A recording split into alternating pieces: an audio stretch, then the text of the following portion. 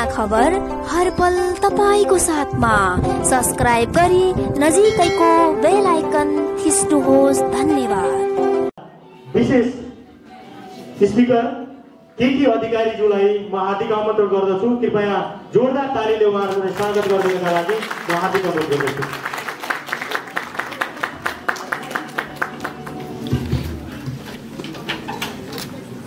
उपस्थित सम्पूर्ण विशिष्ट व्यक्तित्वहरू र यस कार्यक्रमको मुख्य आकर्षण भन्न चाहन्छु म युथ जो जति पनि यहाँ पार्टिसिपेसन देखाएर आफ्नो सहभागिता देखाएर सहभागी भएर आइपुग्नु भएको छ। यहाँहरू बिना आजको यस कार्यक्रमको मुख्य उद्देश्य नै खल्लो हुने थियो। त्यसैले यहाँहरूलाई धेरै धेरै धन्यवाद र उपस्थित सम्पूर्ण मिडियाकर्मी साथीहरूलाई पनि धन्यवाद दिन चाहन्छु। यता पनि यहाँलाई पनि कार्यक्रम आफैमा एकदमै इन्स्पायरिङ नाम लिएर उपस्थित छ। इन्स्पायरिङ युथ एकदम भारी पनि छ यो शब्द आफैमा, किनभने कसलाई के चिजले प्रेरणा मिल्छ, कसलाई अरूले के चिजले प्रेरणा मिल्न पनि सक्छ। मैले भनिरहने चिजले यहाँलाई प्रेरणा नै दिन्छ भनेर म ठोकवा त गर्न सक्दिनँ, तर आफ्नो अनुभव आफ्नो अनुभूतिहरू म यहाँहरू समक्ष आज सेयर गर्नेछु। यदि त्यसले इन्सपिरेसन मिल्छ भने पक्कै पनि त्यो मेरो लागि पनि आजको दिन यहाँ आएर उपस्थित हुनु, यो समय खर्चिनु मेरो लागि पनि एकदमै उपयोगी म ठान्नेछु। नेपालगञ्ज आफैमा इन्स्पायरिङ सिटी हो जस्तो लाग्छ मलाई भेरी फर्स्ट। किन भन्दा नेपालगञ्जसँग मेरो एकदमै अटुट सम्बन्ध छ। अघि हाम्रो सरले मेरो फिल्मको नेमको लिस्टहरू भन्दै हुनुहुन्थ्यो, ठ्याक्कै मलाई याद आयो राजा रानी भन्ने चलचित्र मैले यही सुटिङ गर्ने अवसर पाएको थिएँ। 2 महिना करिब हामी यहीँ रहेर यहाँको कथा सारा नेपालीलाई भनौँ भनेर हामी लागि परेका थियौँ। दाइजो विरुद्धको यो एउटा अभियानको रूपमा हामी त्यस चलचित्रलाई निर्माण गरेका थियौँ र धेरैको माया साथ सपोर्ट पनि हामीले पायौँ।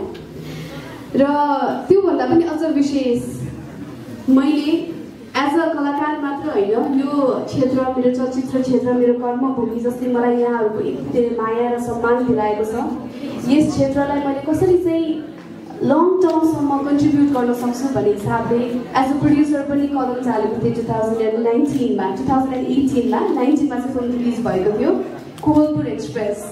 कोहलपुर एक्सप्रेस मेरो as a producer debut movie रहेको थियो र त्यस चलचित्रको छायाङ्कन पनि हामीले कोहलपुर र नेपालगञ्ज आसपासको क्षेत्रमा गर्ने मौका पाएको थियो। सो यहाँलाई म भन्न चाहन्छु कि नेपालगञ्ज मेरो लागि कति स्पेसल छ। मेरो जिन्दगीको मेरो करियर ग्राफमा नै नेपालगञ्जले चाहिँ एकदमै ठुलो भूमिका खेलेको छ। त्यो त एउटा सानो इक्जाम्पल मात्र हो।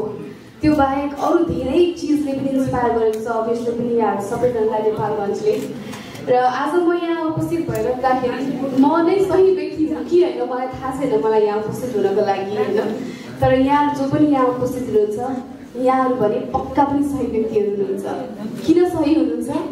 किनभने यहाँहरू केही सुन्न आउनुभएको छ। सबैभन्दा ठुलो कुरा केही सुन्नु भनेको चाहिँ I think the first step भन्छ कि हामी सुन्दैनौँ, हामी सुन्दैनौँ, नसुनेरै हामीले चाहिँ धेरै चिजहरू बिगार गरिरहेका हुन्छौँ, एकदम रियाक्टिभ भइरहेका हुन्छौँ, जसको कारणले गर्दाखेरि चाहिँ हाम्रो लाइफमा हामी ल्याग बिहाइन्ड हुनु परिरहेको अवस्थामा हामी पुगिरहेका हुन्छौँ। केही सुन्न आउनुभएको छ, केही बुझ्न आउनुभएको छ र त्योभन्दा सही अरू केही हुन नै सक्दैन। तीव्र इच्छा लिएर आउनुभएको छ यहाँ र म यहाँ एउटा वर्डमा यहाँहरूको ध्यान आकर्षण गराउन चाहन्छु, इच्छा। इच्छा मात्र भएर सबै चिज हुँदैन जस्तो लाग्छ मलाई। इच्छा त धेरै चिजको हुन्छ, हामीलाई यो गरौँ त्यो गरौँ, मङ्गल ग्रहमा सरमै पुगौँ होइन, तर इच्छा मात्र भएर त त्यहाँ पुगिँदैन। र अर्को इम्पोर्टेन्ट वर्ड शक्ति। पावरले मात्र के हुँदैन भनेर त मैले इक्जाम्पल दिनु नै पर्दैन, बिकज यो सर्वविदितै कुरा हो। शक्तिले मात्र सबै चिज अचिभ गर्न नै सकिँदैन लाइफमा। तर जब यो दुईटा वर्ड एक आपसमा जोडिएर आउँछ नि तब भने चाहिँ यसले काया पलटै गर्न सक्छ। इच्छा प्लस शक्ति इक्वल्स टु इच्छा शक्ति। हजुर, इच्छा शक्ति छ यदि हामीमा भने चाहिँ हामीले चाहेको, हामीले गर्न आँटेको सबै कुराहरू चाहिँ हामीले पुरा गर्न सक्छौँ जस्तो मलाई लाग्छ। र त्यही इच्छा शक्तिकै एउटा स्वरूपको रूपमा म आज यहाँ उपस्थित छु जस्तो लाग्छ। किन भन्दाखेरि आज इच्छा शक्ति मैले मेरो स्कुलको लाइफमा काठमाडौँ स्थित आरुबारीको बाल सृजनालय स्कुलमा म पढिरहँदाखेरि एउटा इच्छा राखेको थिएँ। कलाकार बन्ने इच्छा एकदमै तीव्र इच्छा थियो मलाई कि म एउटा एक्टर बन्न सकौँ। म सकुला त किन भन्दा हामी जनरली हेरिरहने एक्ट्रेसको फिगर भन्दा म केही हदसम्म त्यो एउटा क्राइटेरिया मिट गर्छु जस्तो मलाई लाग्दैन थियो। त्यो मलाई भनिएको थियो भनौँ न एउटा एक्ट्रेस भन्ने बित्तिकै एउटा एक्टर भन्ने बित्तिकै त्यो has to certain height very pretty होइन त्यस्तै खालको हामी देखिरहेका हुन्थ्यौँ। सो आई नेभर थट म चाहिँ एक्टर बन्न सकुला भनेर। त्यसैले मलाई कहिले पनि त्यो शक्ति आएन कि म आफ्नो पेरेन्ट्सलाई मेरो बाबालाई मेरो आमालाई गएर भन्न सकौँ कि म +2 पछाडि साइन्स सब्जेक्ट होइन कलाकारिता सम्बन्धीकै कुनै ज्ञान कुनै पढाइलाई कन्टिन्यू गर्न चाहन्छु भनेर मैले कहिले भन्न सकिनँ। पढाइमा अब्बल थिएँ म, त्यसकारण पनि बाबा आमा मेरो सोसाइटी मेरो टिचर्स सबैजना चाहनुहुन्थ्यो कि म कि डक्टर बनौँ कि इन्जिनियर बनौँ अथवा यस्तै कुनै रिस्पेक्टेड फिल्ड जहाँ चाहिँ मैले सोसाइटीलाई सर्भ गर्न सकौँ। तर मनको इच्छा मनको खुसी भन्ने कुरा फेरि अर्कै हुन्छ। +2 मैले MBBS प्रिपरेसन क्लास गरिरहँदाखेरि एउटा डान्स रियालिटी सोको एडभर्टिजमेन्ट देखेँ मैले पत्रिकामा। मलाई एकदमै तीव्र इच्छा जागेर आयो कि म अहिले आँटिनँ भने मैले कहिले पनि आँट्न सक्दिनँ। जी पर्ला पर्ला म एकचोटि बाबा र आमालाई भनेरै छाड्छु। त्यस पछाडि यदि बाबा आमा मान्नु भएन अथवा मेरो लाइफमा मेरो समयले चाहन्छ कि म अरू नै केही गरौँ भने सायद त्यो नै चिज चाहिँ मेरो लागि ठिक होला भनेर म चाहिँ सम्झौता गर्नेछु आफ्नो लाइफमा भन्ने पनि सोचेँ। तर त्यो सम्झौता गर्नु नै छ भने ठिक छ नि त म एकचोटि बाबा र आमालाई भनेर हेर्छु, भएन भने I take life as it comes भनेर मैले सोचेँ। मैले गएर आमा बाबालाई भनेँ कि म डान्स रियालिटी सोमा भाग लिन चाहन्छु, म हेर्छु म गर्न सक्छु कि सक्दिनँ, मैले सकिनँ भने ठिकै छ। MBBS प्रिपरेसन त मैले गरि नै रहेको छु, म त्यसलाई नै कन्टिन्युटी दिनेछु भनेर बाबा आमालाई मैले कन्भिन्स गर्न खोजेँ। के हदसम्म कन्भिन्स पनि भइसक्यो। आमाले बाबालाई मनाइसक्यो। त्यस पछाडि त्यस डान्स रियालिटी सो मेरो लागि यो कला यात्राको ढोका बन्न पुग्यो। मैले सानैदेखि एकदमै चाहिरहेको चिज पौलो कोइलोले आफ्नो बुकमा भन्नुभएको छ, यहाँले सुन्नुभएको होला यसलाई विभिन्न चलचित्रको माध्यमहरूबाट पनि कि मनबाट चाहेको चिज मनबाट गर्न चाहेको चिज चाहिँ यो युनिभर्सले नै एक किसिमले एउटा षड्यन्त्र रच्छ, कन्सपायर गर्छ कि तपाईँलाई त्यसको नजिक नजिक नजिक लिएर जान्छ। त्यो ल अफ अट्र्याक्सनले पनि त्यही नै भनिरहेको हुन्छ होइन। हामी जे चिजलाई एकदम मनबाट चाहन्छौँ त्यहाँ पुग्न चाहन्छौँ त्यसकै बारेमा सोध्छौँ सुन्छौँ, हाम्रो 6 सेन्सेस युज गर्छौँ कि हामी त्यहाँ पुगिसकेका छौँ, म त्यो फिल गरिरहेको छु कि म अलरेडी त्यहाँ छु भनेदेखि यो युनिभर्सले आफैले कन्सपायर गर्छ भनेको जस्तै गरेर त्यो डान्स रियालिटी सो चाहिँ मेरो लागि ठुलो ढोका बन्न पुग्यो। र त्यहाँबाट नै मैले चाहिँ म्युजिक भिडियोको अफर पाएँ र कमर्सियल एड क्लोजअपको एड धेरैलाई याद छ होला, तिमी किन बोल्दैनौ यो क्लोजअपको एड र म्युजिक भिडियोका अन्य म्युजिक भिडियोजहरू सँगसँगै मुभिजको पनि अफर पाएँ र मेरो कला यात्रा त्यसरी सुरु हुँदै गयो। इच्छा शक्ति भन्ने कुरा कति ठुलो हो भन्ने कुरा म यहाँलाई अझै पनि इक्जाम्पल्सहरू दिने नै छु। र तर हामी खुसी केमा हुन्छौँ, हामी जिन्दगीमा के चाहन्छौँ भन्ने कुरा चाहिँ मान्छेले आफ्नो जिन्दगी बितिसक्दा पनि थाहा पाउँदैन रे कतिले। कतिजनाले चाहिँ त्यो खोजमै आफ्नो जिन्दगी बिताइदिनु पनि हुन्छ। तर म आफूले आफूलाई एकदमै भाग्यशाली ठान्छु। भाग्यशाली यस अर्थमा कि 18 वर्षको उमेरमा नै मैले थाहा पाएँ म केमा खुसी हुन्छु, म के गर्न चाहन्छु जिन्दगीमा भनेर। 18 वर्ष भनिरहँदाखेरि सबैले एज क्यालकुलेट गरिरहनु भएको छ होला अहिले कति भयो भनेर म अलिकति सजिलो बनाइदिन्छु है। 11 वर्ष बितिसकेको छ मैले यस क्षेत्रमा यस कर्मभूमिमा आफूलाई आफ्नो कर्म दिएको भनौँ, आफूले कर्म खोजेको। So you can do the maths कति भयो भनेर।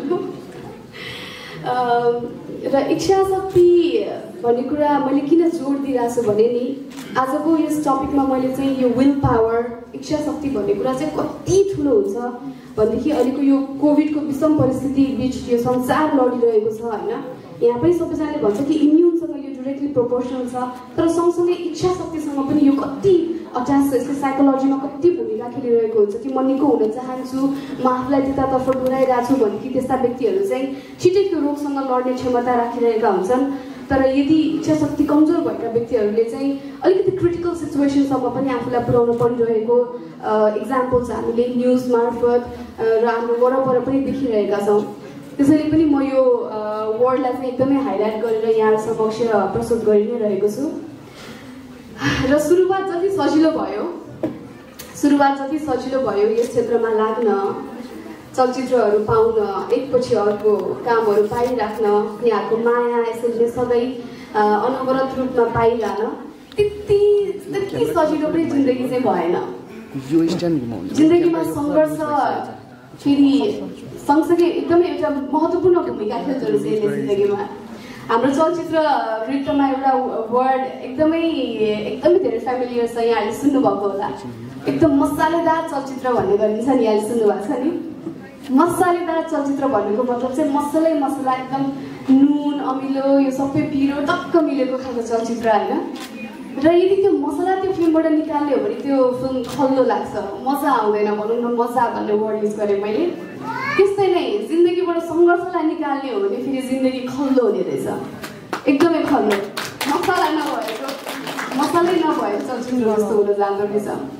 त्यस कारणले गर्दा मेरो लाइफमा पनि सङ्घर्ष, व्यावसायिक सङ्घर्ष त्यति धेरै, व्यावसायिक उतार चढाव मैले त्यति भोग्नु परेन होला, तर व्यक्तिगत रूपमा मैले धेरै नै ठुलो उतार चढाव भोगेर आज यहाँसम्म आइपुगेको छु। यहाँ सबैजनालाई थाहा नै छ होला, मेरो आर्थिक सङ्कटको समाचार एउटा सार्वजनिक चासोको विषय बन्न पुगेको थियो। सबै न्युजहरूले यसलाई कभर गर्नुभएको थियो र म एउटा सार्वजनिक कलाकार भएको दृष्टिकोणले, पब्लिक फिगर भएको कारणले गर्दा मैले यसलाई कहिले पनि ठुलो रूपमा लिइनँ। सबैजनाले मेरो जिन्दगीको बारेमा चासो राख्न खोज्नु, मैले त्यसलाई कहिले पनि नौलो कुराको रूपमा लिइनँ र त्यसलाई मैले मेरो दिमागमा प्रेसरको रूपमा कहिले पनि सोचिनँ। कलिलै उमेर थियो मेरो, आजभन्दा 6-7 इयर्स ब्याक भनेको आई वाज भेरी यङ। अघि क्यालकुलेट गरिसक्नु भएको छ भने ठ्याक्कै थाहा हुन्छ 6-7 इयर्स ब्याक म कति थिएँ भनेर। सो त्यो टाइममा म एमबिएको प्रिपरेसन क्लास एमबिए मैले त्यो बिचमा त्यो फेज छोडेको छु, जहाँ चाहिँ मैले एमबिबिएस त्यसपछि पढिनँ। किन भन्दा म फिल्म लाइनमै कन्टिन्यू दिन चाहन्थेँ र एमबिबिएस र डक्टर बन्नु भनेको त्यसमा कति ठुलो कन्ट्रिब्युसन लाग्छ, कति ठुलो समय लाग्छ, कति ठुलो देर लाग्छ भन्ने कुरा हामी सबैलाई थाहा छ। त्यसैले मैले चाहिँ के सोचेँ भने मैले त्यसरी दुई मन राखेर म डक्टर बन्न चाहिँ उचित हुँदैन, देशको लागि पनि, मेरो लागि पनि, कसैको लागि पनि। त्यसकारण मैले चाहिँ बिआइएम पढेँ, बिचमा ब्याचलर्स इन इन्फर्मेसन म्यानेजमेन्ट गरेँ र सँगसँगै आफ्नो इन्टरटेनमेन्ट फिल्डलाई पनि कन्टिन्युटी दिँदै गएँ। र म कहाँ थियो अघि? Yes, I was talking about MBA को preparation class. MBA को लास्ट सेमेस्टर जस्तो होला म पढ्दै थिएँ। सँगसँगै मेरो करियर एक किसिमको एउटा पिकमा थियो। के अधिकारी भनेर सबैले माया दिने, नामले चिन्ने भइसकेको थिएँ म। र यतापट्टि अर्को ठुलो सङ्घर्ष भनेको मेरो परिवारलाई त्यो आर्थिक सङ्कटबाट कसरी निकाल्ने भन्ने सङ्घर्ष सबैभन्दा ठुलो सङ्घर्षको रूपमा रहेको थियो। तर मलाई त्यति बेला मैले लिएको सबैभन्दा ठुलो मूल मन्त्र भनेको चाहिँ म यहाँहरू समक्ष त्यो मूल मन्त्र सेयर गरिहाल्छु, सिक्रेट। म त्यहाँबाट निस्किन मलाई कसरी सजिलो भयो भन्दाखेरि चाहिँ हरिवंश राय बच्चनजीले एउटा लाइन भन्नुभएको थियो। म अलिकति पुस्तकहरू पनि पढ्ने खालको नेचर भएको कारणले गर्दा केही हदसम्म मैले त्यसलाई नै इन्सपिरेसनको रूपमा त्यति बेला लिएको थिएँ। उहाँले भन्नुभएको थियो, कोसिस गर्नेहरूको कहिले हार हुँदैन, कोसिस गर्नेहरूको कहिले हार हुँदैन। हजुर, मैले कोसिस गर्न छोडिनँ।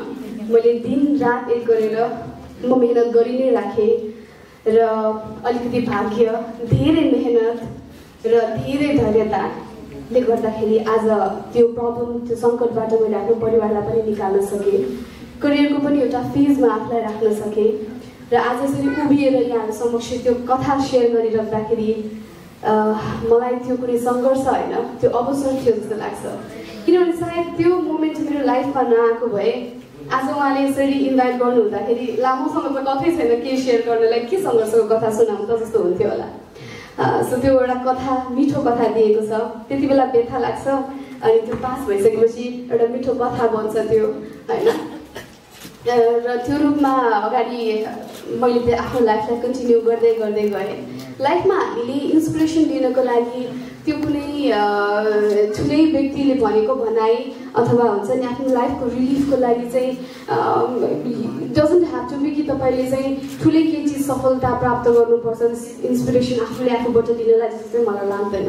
इन्सपिरेसन भन्ने चिज चाहिँ तपाईँले आफ्नो नजिकैको साथीबाट पनि पाइरहनु भएको हुनसक्छ, आफ्नो बाबा आमाबाट पाउनु भएको हुनसक्छ, दाजुभाइ सिनियर तपाईँको जुनियर्सहरूबाट पनि पाइरहनु भएको हुनसक्छ। जस्ट द्याट तपाईँलाई कुन चिजले कुन पोइन्टमा चाहिँ हिट गर्छ, कुन कुन कसैले के भन्दाखेरि तपाईँलाई त्यो ऊर्जा मिल्छ, इट्सेल्फ इज एन इन्सपिरेसन जस्तो लाग्छ मलाई।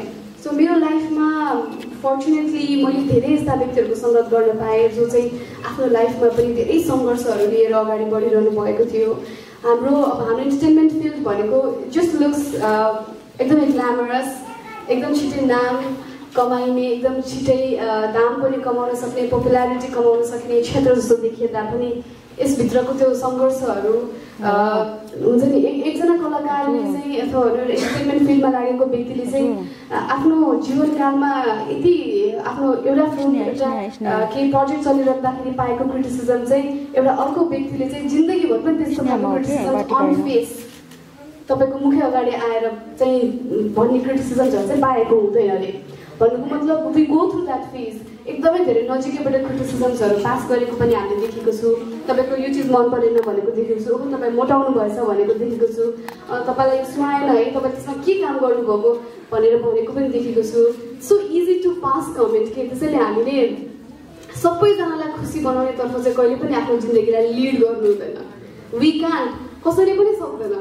सबैलाई like 100% of the people in the world कुनै एउटा चलचित्र बनाएर कहिले पनि हामीले चाहिँ सेटिस्फाई गर्न सक्दैनौँ। भन्नुको मतलब एउटा अस्कर जितेको चलचित्रले पनि कहिले पनि 100% पिपल चाहिँ यही चलचित्रले चाहिँ अस्कर जित्नु पर्थ्यो है भनेर भन्ने कहिले पनि हुँदैन। भन्नुको मतलब हामीले गर्ने कुनै पनि काम क्रियाकलापले हामीले कहिले पनि 100% पिपललाई हाम्रो अराउन्डमा भएको पिपललाई चाहिँ सेटिस्फाई गर्न नै सक्दैनौँ होइन। सो इट्स रियली इम्पोर्टेन्ट कि हामी लाइफमा आफ्नो मनलाई के चिजले खुसी दिन्छ, के चिजले गरेर तपाईँलाई पिस मिल्छ त्यो कुरा जान्न थाहा पाउन चाहिँ एकदमै आवश्यक हुन्छ जस्तो लाग्छ मलाई। Coming to the other point, मेरो व्यक्तिगत लाइफको सङ्घर्षको कुराहरू प्रोफेसनल लाइफमा पनि त्यस्तो ड्रास्टिक उतार चढाव भनेरै आएको त पक्का पनि छैन अहिलेसम्म बाई गड ग्रेस, तर कम्प्लिटली नआएको पनि म चाहिँ भन्दिनँ। तपाईँहरूले एउटा गसिप एकदम सुन्नुभएको होला मेरो, आइम स्योर नेपाली चलचित्रलाई फलो गर्नुहुनेहरूले पक्का पनि सुन्नुभएको छ। फ्लप फिल्म कि हिट हिरोइन भन्ने एउटा टाइटल दिएको छ मलाई मिडियाबाट।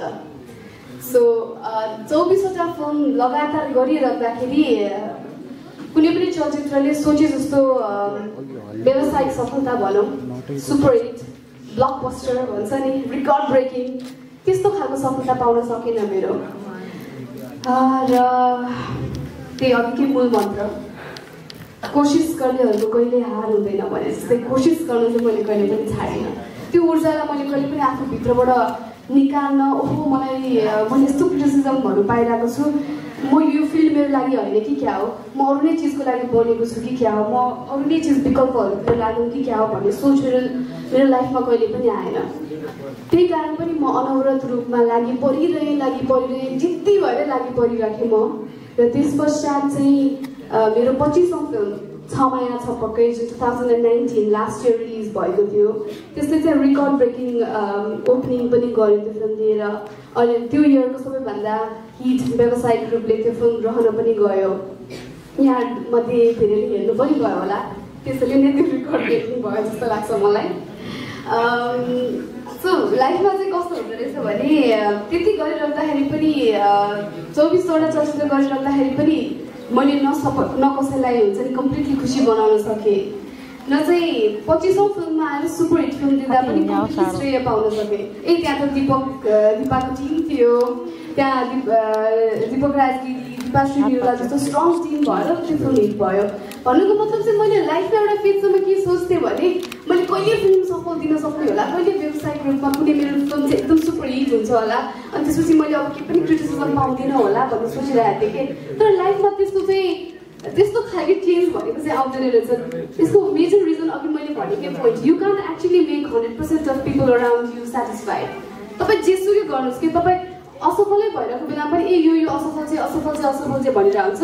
तपाईँ के सफलता पाउनुभयो भने अब यसमा के खोट निकाल्ने त, त्यो भनिराख्ने व्यक्तिहरू चाहिँ तपाईँले अल द टाइम अराउन्ड पाइरहनु सक्नुहुन्छ कि। सो त्यस कारणले गर्दा मैले अघि नै भनिरहेको थिएँ कि हाम्रो खुसी, हाम्रो सेटिस्फ्याक्सन, हामीले गर्ने काम चाहिँ कुनै अर्को थर्ड पर्सनमा चाहिँ डिपेन्डेन्ट हुनु हुँदैन। It has to satisfy you as a person जस्तो लाग्छ मलाई। र जबसम्म तपाईँ सेटिस्फाई भइरहनु हुँदैन तबसम्म चाहिँ तपाईँ लागि परिरहनु पर्छ जस्तो लाग्छ मलाई। सो अर्को thing that I would want to share is, हुन त तपाईँले आफ्नो सफलताको कथा सुनाइदिनु होला भनेर हाम्रो नमस्कारजीले मलाई भन्दै हुनुहुन्थ्यो है। सफलता भन्ने वर्ड फेरि आफैमा एकदमै आई डोन्ट नो पर्सेप्सन हुन्छ नि, एउटा सब्जेक्टिभ वर्ड हो जस्तो लाग्छ मलाई।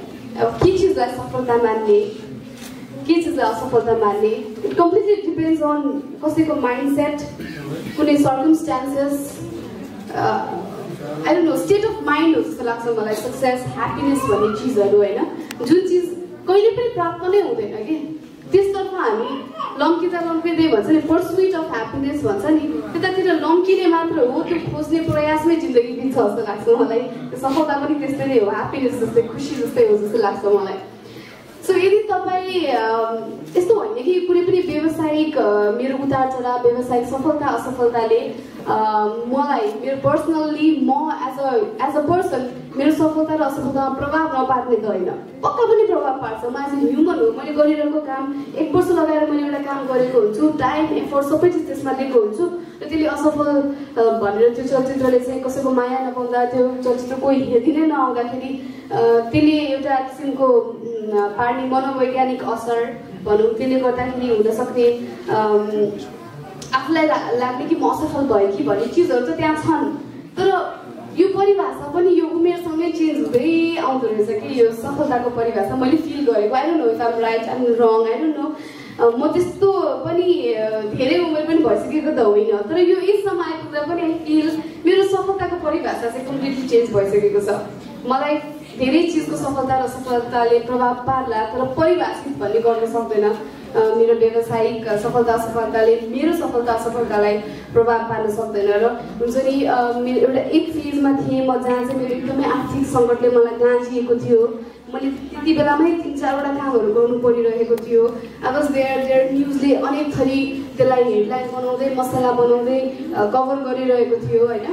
र अहिले यस्तो फेज छ जहाँ चाहिँ फाइनेन्सियली एउटा सिक्योर फेजमा म पुगेको छु होइन।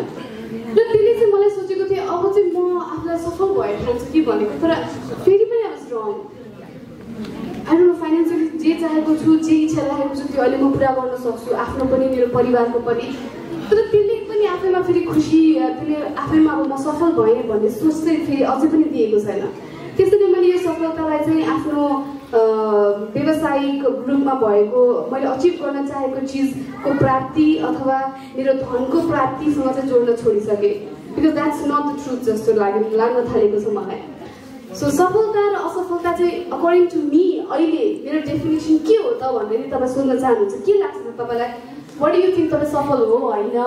कोही व्यक्ति कसरी सफल असफल हुन्छ त त्यसो भए भनेर यहाँहरूले क्वेसन तपाईँको दिमागमा राखिरहनु भएको छ भने चाहिँ अकर्डिङ टु मी यदि मेरो मेन्टल स्टेट अफ माइन्ड हुन्छ नि, म मेन्टली पिसमा छु, राम्रोसँग सोच्न सक्छु, कुनै पनि व्यक्ति अगाडि आउँदाखेरि मैले उहाँलाई गर्ने व्यवहारमा चाहिँ समान व्यवहार छ सबैजनाप्रति, म भित्र काइन्डनेस छ, म भित्र कम्प्यासन छ भनेदेखि, र सँगसँगै म भित्रको त्यो कुनै पनि काम गर्ने आत्मविश्वास र इच्छा शक्ति मैले गुमाएको छैन भनेर कोही व्यक्तिले भन्छ भने त्यो व्यक्ति नै मेरो लागि चाहिँ सबैभन्दा सफल व्यक्ति हो।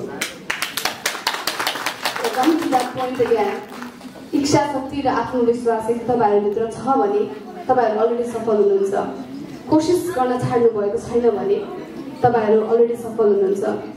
जो व्यक्तिले कोसिस गर्न छोड्छ, जुन दिन तपाईँले कोसिस गर्न छोड्नुहुन्छ त्यतिखेर संसारको जुनै शक्ति आए पनि तपाईँलाई जिताउन सक्दैन।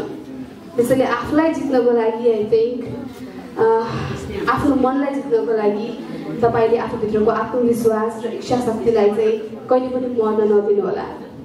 मेरो यति नै रिक्वेस्ट छ।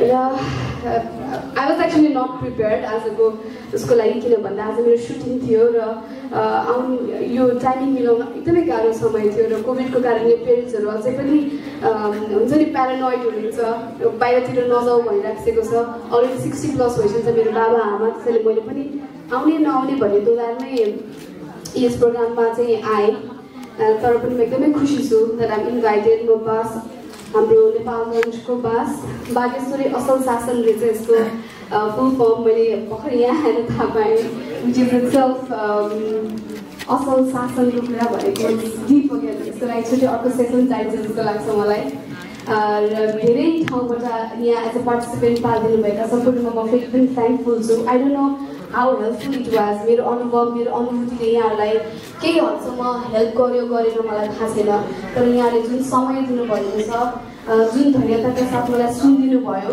यसले मलाई भने चाहिँ एकदम इन्सपायर गरेको छ मलाई अझै पनि पुगेको रहेछ मैले यत्रो सम्मान पाएँ यत्रो माया पाएँ यसलाई त अब कन्टिन्यू गर्नुपर्ने रहेछ अझै 10 इयर्स यस्तै नै गर्नुपर्ने रहेछ भनेर म चाहिँ इन्सपायर भएको छु सो गोइङ ब्याक म फेरि सेम ऊर्जा लिएर नेपालगञ्जबाट जाँदै नै छु I think I would like to take few questions if time allows I don't know कसरी हुन्छ म फ्यु हाम्रो यङ पिपलहरूको मनमा रहेको केही क्वेसन छ भने 4-5 क्वेसन्स चाहिँ लिन एकदमै इच्छुक छु तपाईँहरूको करियर रिलेटेड केही क्वेसन हुनसक्छ अथवा मलाई नै लिएर